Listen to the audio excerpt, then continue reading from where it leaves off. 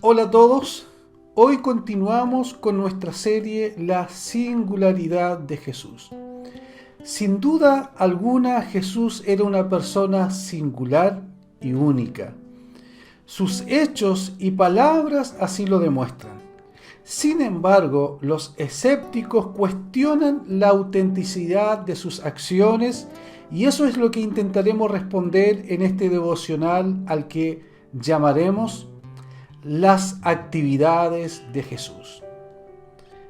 Algunas preguntas iniciales son: ¿fueron verdad las actividades de Jesús? Es decir, ¿de verdad hizo milagros, sanó enfermos, predicó, entró en un pollino a Jerusalén y tuvo conflictos políticos y religiosos? Y por último, ¿fue su enseñanza lo que le provocó la muerte? Vamos a responder primeramente con una afirmación apostólica que fue dicha después de su muerte y resurrección. Este es el testimonio de la Iglesia en sus inicios acerca de las actividades de Jesús. En Hechos, capítulo 10, versículos 37 y 38 dice: Ustedes conocen este mensaje que se difundió por toda Judea, comenzando desde Galilea, después del bautismo que predicó Juan. Me refiero a Jesús de Nazaret. Cómo lo ungió Dios con el Espíritu Santo y con poder, y cómo anduvo haciendo el bien y sanando a todos los que estaban oprimidos por el diablo, porque Dios estaba con él. ¿Qué podemos recoger de este relato histórico de la Iglesia? Que los primeros testimonios acerca de Jesús están en boca de testigos presenciales, que no tienen miedo de testificar y relatar lo sucedido con Jesús.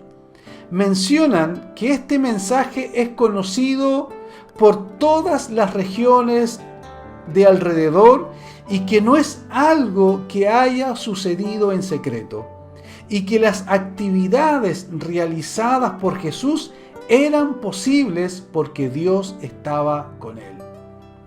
Esta narración parece ser algo incuestionable debido a la gran cantidad de testigos vivos que habían por aquel entonces. Pero, ¿qué pasa cuando han transcurrido cientos de años y llegamos a la actualidad con este relato? ¿Qué dicen los nuevos investigadores? Ellos dicen, por ejemplo, que apenas podemos suponer que algo así de espectacular ocurrió, que esto no es más que una historia inventada y que incluso los evangelistas crearon estas historias por una conveniencia narrativa. Pregunto, ¿es posible justificar tal escepticismo radical? Por temas de tiempo, solo mencionaremos a Josefo, historiador no cristiano, como una fuente extrabíblica que vivió a finales del siglo I, que dice: por este tiempo vivió Jesús, si es que se le puede llamar hombre, porque llevó a cabo obras extraordinarias y fue maestro de los que aceptan bien dispuestos la verdad. ¿Por qué es importante este testimonio? Porque es el relato de un historiador que nada tiene que ver con el cristianismo. Pero permítanme la siguiente opinión personal.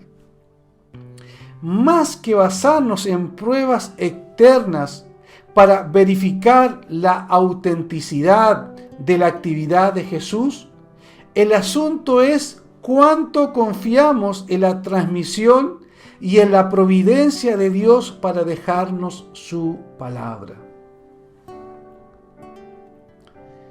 En una de las investigaciones más importantes realizada por Sanders, él menciona muchos hechos que son incuestionables en cuanto a las actividades de Jesús.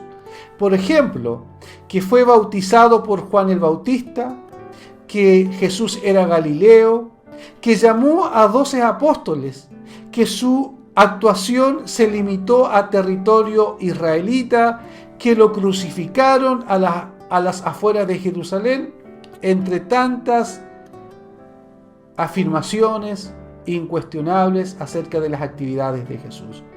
El tema es que si todos estos hechos fueron reales, verdaderos e incuestionables, ¿cuán responsables somos a la hora de seguir testificando de estas verdades?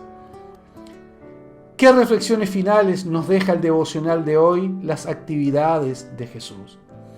Lo primero es que si las actividades de Jesús y sus palabras son verdad, eso significa que siguen siendo pertinentes para el día de hoy.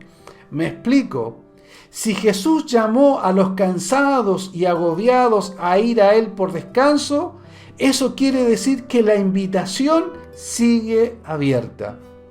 Si Jesús perdonó pecados y recibió a los menospreciados, eso también sigue siendo verdad en el día de hoy. Lo segundo es que nuestras opciones son: o recibimos el testimonio escritural como palabra fidedigna de Dios, o nos entrampamos en pequeños detalles que nos alejan de la fe. Y lo tercero es que el Jesús de ayer sigue siendo el mismo hoy. Él no ha cambiado, los tiempos han cambiado, pero el problema esencial del hombre tampoco ha cambiado, es decir, su lejanía de Dios. Pero también insistimos que la llamada de Jesús a seguirle sigue vigente hoy. Dios sigue llamándonos y le sigue llamando a acercarse a Dios, a reconciliarse con Él. Vamos a orar para que la confianza y la seguridad en el testimonio fiel de las Escrituras siga marcando nuestra vida y para que continuemos sin temor anunciando que Cristo ha resucitado, que ha vencido a la muerte y que Él vive y vive hoy. Vamos a orar.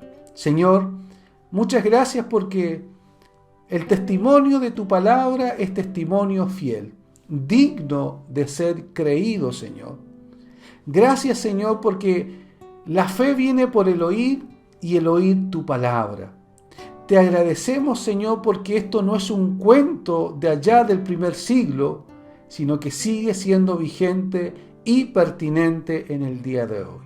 Te damos gracias porque hemos podido creer en Jesucristo como Señor. Gracias, Padre.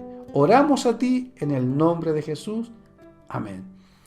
Querido hermano y amigo, como siempre, espero que usted pueda compartir estas reflexiones sin ningún problema por las redes sociales. Deseo que Dios les bendiga en esta linda jornada. Y nos vemos en una próxima reflexión.